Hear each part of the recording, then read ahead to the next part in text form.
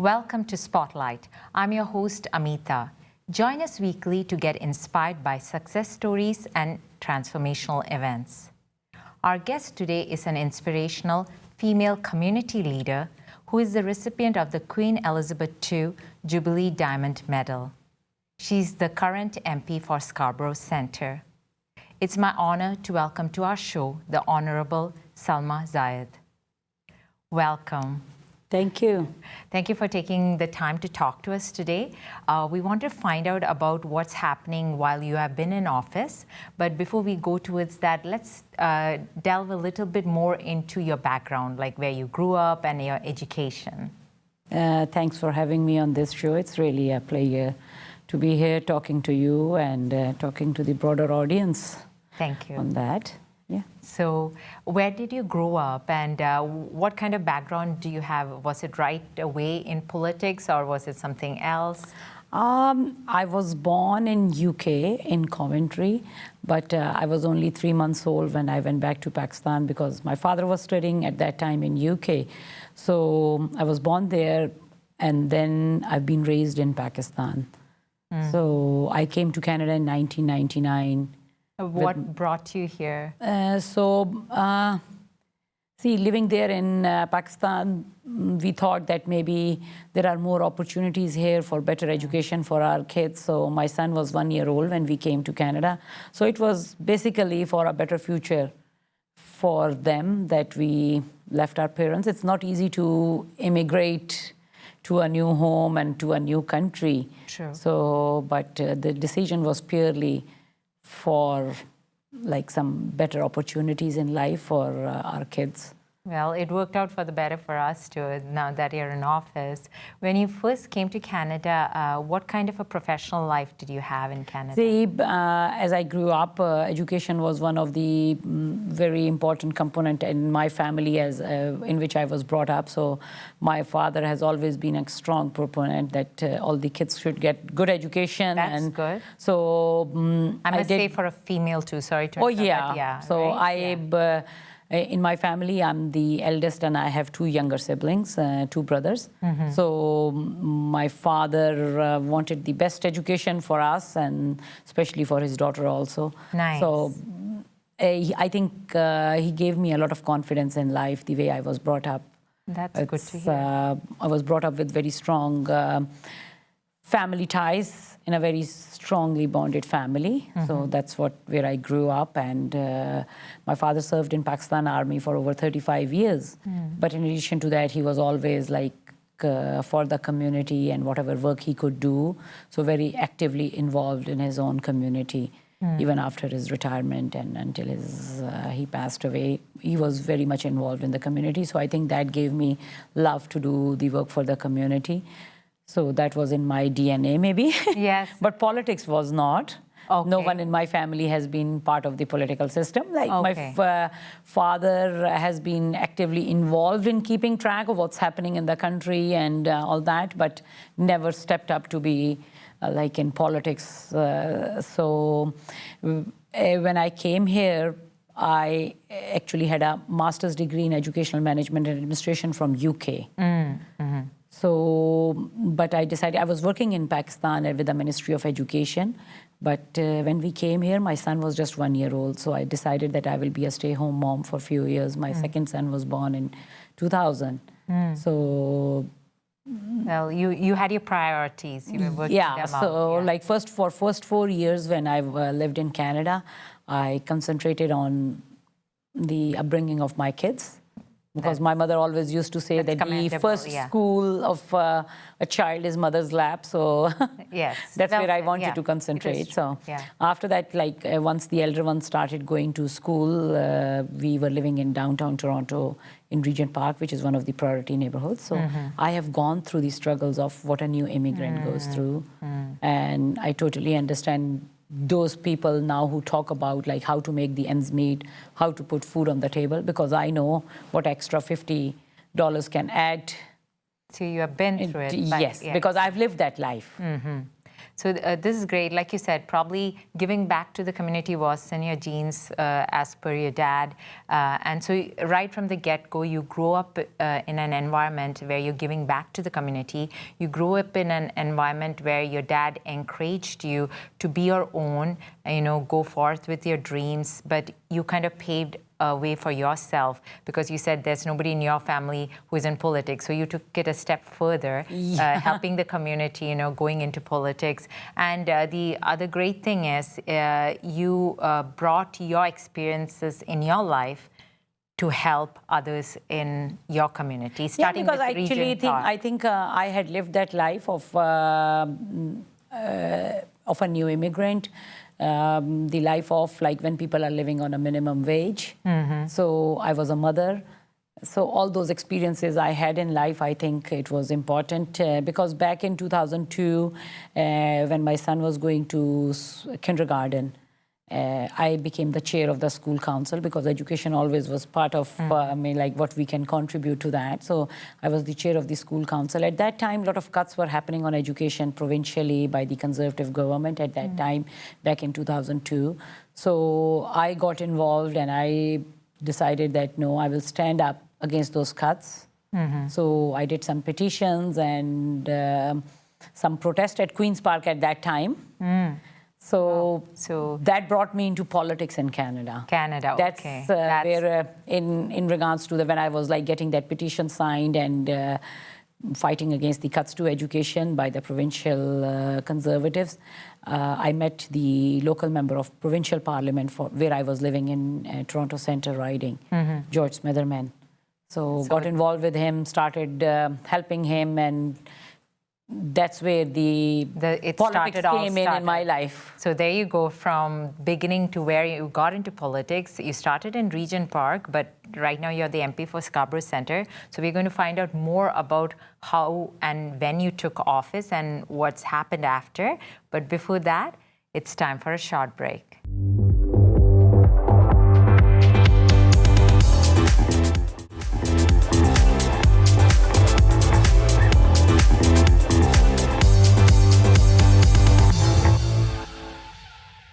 Welcome back to Spotlight. We are talking to the current MP for Scarborough Centre, the Honourable Salma Zhid. So this is great. So now we have an idea as to where your passion came from, and that protest in Queen's Park ignited it or rekindled it further. So now tell us, when did you actually take office?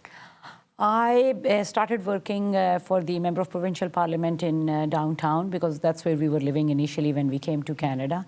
So I got involved and with the Liberal Party, worked 8 years for George Smitherman in downtown Toronto. After that, for 4 years, I worked with 2 other provincial ministers.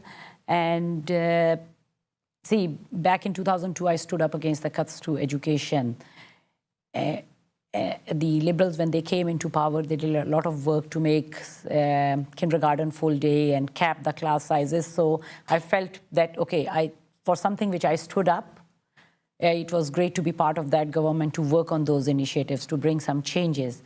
And back in 2013, had a same feeling that people of my community were feeling scared under Harper government. And they were I thought that the vulnerable people are being ignored. So I decided that I will throw my name in the hat, and Canada had given us a lot. So I thought it would be, I think it's a good time that if I can step up and be a voice of those vulnerable people who are being ignored at that time. So I decided I will put my name into the hat. We were living in Scarborough since 2005 because from downtown we moved to Scarborough back in 2005. And this is where I'm proud to raise my family. My 2 sons have grown from young kids when we moved to Scarborough to young men. Now both of them are university students at this stage. So I decided that this is the place where I would like to give back to the community and be their voice. Nice. So congratulations. And since then, what have been some of your goals that you have actually, executed successfully? I'm very proud to be part of the government who brought in some initiatives which are really making a difference in the lives of those for whom I wanted to stand up. and the most vulnerable people. I will just give you an example of Canada Child Benefit. So this was one of the first few initiatives which we brought in. And through Canada Child Benefit introduction, it is helping the most vulnerable. And we have been able to lift 300,000 kids out of poverty through that initiative. And just before coming here, I was at Victoria Park Hub having some discussion with some young families with some women who had some young kids. And it was very heartening to see how that Canada Child Benefit is making a difference in the lives of the people. It's easier through that Canada Child Benefit for families to put food on the table for the families. I tell you, sometimes because I had lived that life and I can understand what it makes. Because when we came to Canada, sometimes buying a cup of coffee seems very easy. But at that time, I think me and my husband would not buy every day a cup of coffee from Tim Hortons. You had to because that was carefully. additional. That was $120, which was like our week of 1 week of grocery for our family. So when you have lived through those experiences, you know how these are making a difference. So, and what an amazing experience to actually witness the person at the other end who has benefited from some of the changes that so you've I'm very proud that in my riding, through this initiative, over 12,000 families, which is more than 20,000 kids in my riding alone, are getting the benefit from the Canada Child Benefit. Wow, nice. So speaking of riding, give us an idea about what the makeup is in your riding, in Scarborough I'm very Centre. proud to represent the people of Scarborough Centre in Ottawa, and I would take this opportunity to thank them for putting their trust in me, that I can be their voice in Ottawa. So it's a very diverse riding. It's a true face of what Canada is. Nice. People from all parts of the world have come to Scarborough and called it as their home, and they are very proud to be raising their families there. And I tell you one thing, going around meeting people in the last 3.5 years has been an amazing experience. Everyone really, regardless of your roots, regardless of who you are, from where you came, when you came, I think everyone wants to work for a better future. For their future generations to have a better community. So I'm very proud of this community. These people have worked hard, are working hard. So it's a diverse community. Are there some challenges dealing with that diversity, or like you said, they all work together? No, there are no challenges. I think we are very proud that we live in a country like Canada, where diversity is one of the biggest strengths. Awesome. And as our Prime Minister, Right Honourable Justin Trudeau, he says that we are stronger not in spite of our differences, but because of our differences. I think that really holds true for my riding. So you kind of live it as you see your riding, that diversity there. We celebrate all festivals, we celebrate all religious holidays, all the time something is happening, whether it is Easter or whether it is Diwali or whether it is Eid. We celebrate there's everything. always some positive energy there. Having said that, I mean, there are issues within each community. If you had to pick the topmost issue that you want to work with going forward, what would it be? See, in a city like Toronto and Scarborough, I think right now many families, the biggest challenge, which when I go and talk to the people and they tell me the issue is the affordable housing. I think it is becoming, the rents have increased a lot, the prices of the houses have gone higher. So I think that is one of the major issue which everyone is facing. See, that's the first thing everyone wants, a roof on their head. So that is one main goal that you're going to work on going forward. Yes, and in this budget, which was just announced earlier this month, this housing benefit we are creating, making it easier for the first-time home buyers to buy their first home through, the CMHC will contribute from 5% to 10% towards the equity of the house. That will lower the mortgage payments for the first-time home buyers. I think that's a great initiative, and especially for our millennials who are finding it difficult to afford to buy their first new home. So I'm very proud that our government is working on that. And we will, for the first time in the history of Canada, federal government has formed a national housing strategy. Nice. So we will be investing. This is exciting, Yes. you know, what's on the horizon. And it's great since you've taken office, lots of stuff has happened within your riding. So I want to ask you in a bit about your vision going forth. But before that, it's time for a short break.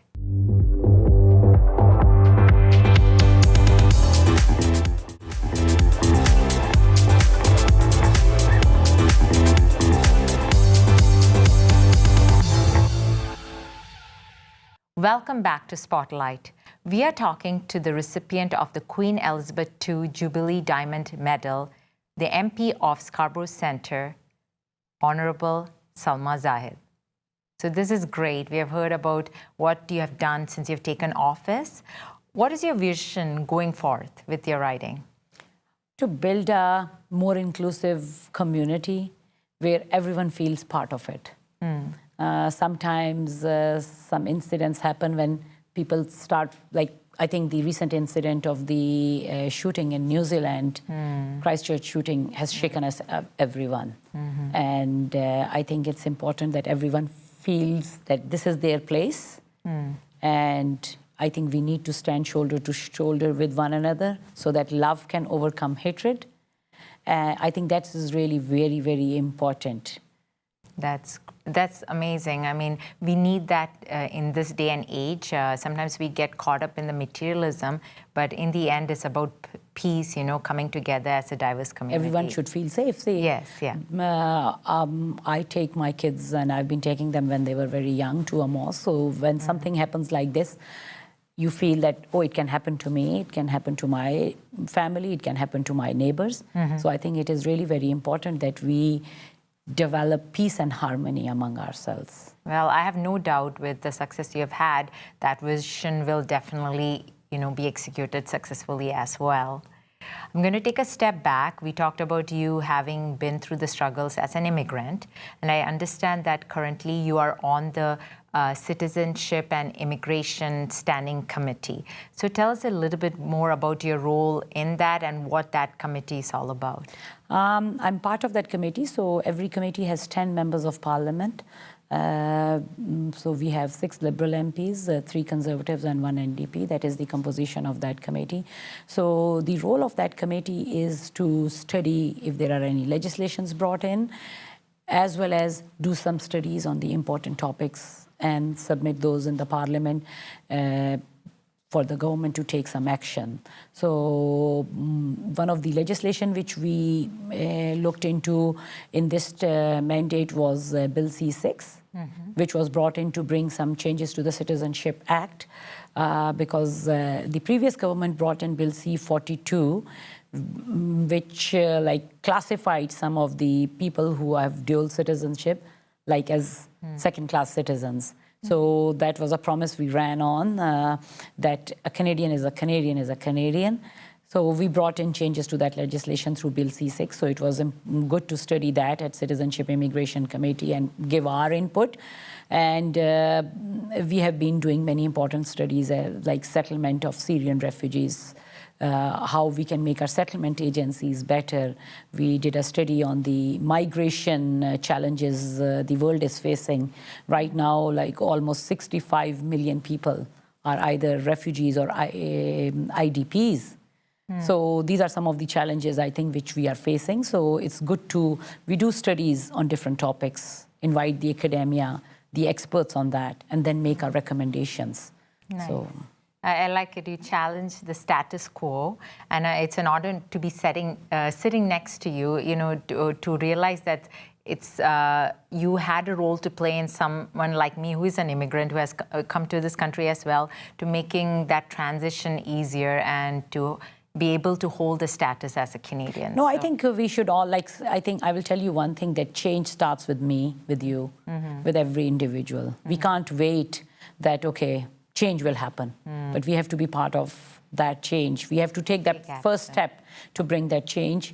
And I ran to be the voice of the vulnerable people, so that I can make a difference in their lives. And because I had lived those experiences, and recently, last year, I went through big health challenges. I was diagnosed with cancer, non-Hodgkin's lymphoma stage 4. And I think it's my strong willpower and the prayers of everyone around me that I am out of it.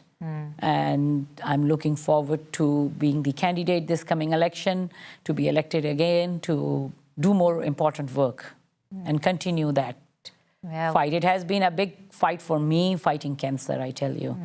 Well, we are privileged that you would share that with us, and look at you, despite that adversity, you sit in a positive light and going forward to help the community. No, I always took it very, I know when this diagnosis came, so it was very, it was a big shock for everyone, for me as well as my family and everyone, all those people around me. So, but I think it was like a big fight, which I've been able to overcome. So maybe God gave me a new life so that I can continue the work. Well, hats off to you, going forth, and it's because of the support of your inner strong self, your family, and this community that you've created who love you so much. So once again, hats off to you and congratulations on all your achievements. We wish you all the best going forward. I had a request for you, our viewers who are watching us today, who aspire to be like you someday. Do you have any words of advice for them? Yes, my advice to everyone who is watching is that always be positive and always be hopeful. I started my life right from the scratch. I'm a grassroots person. So I think if a person like me who immigrated to Canada in 1999 and could be elected as the Member of Parliament in 2015 speaks of what opportunities are available in this great country we have all called home. So I think we should always remain positive, hopeful, but at the same time work hard. I think hard work is important, but especially to the younger generation, I think dream big. And in a country like Canada, if you work hard, you can achieve all your dreams. So never ever think that this is not for me. I think this is a land of opportunity, where opportunity is available for everyone, regardless of who you are, from where you came. Thank you so much. It's been quite inspiring talking to you today, and Scarborough Centre is lucky to have you. We wish you all the best. Thanks a lot. Thanks for having me. Thank you. So that was the Honourable MP for Scarborough Centre, Salma Zhid, who has inspired us today to dream big, work hard, and go towards our goals, even if it means for yourself and for the community. Well, that's a wrap for this week's show. Thank you for watching us. Continue to follow us on Facebook, Twitter, and write to us at spotlight@ethnicchannels.com. Until next week, this is Amitha signing off, encouraging you to look into the needs of your own community.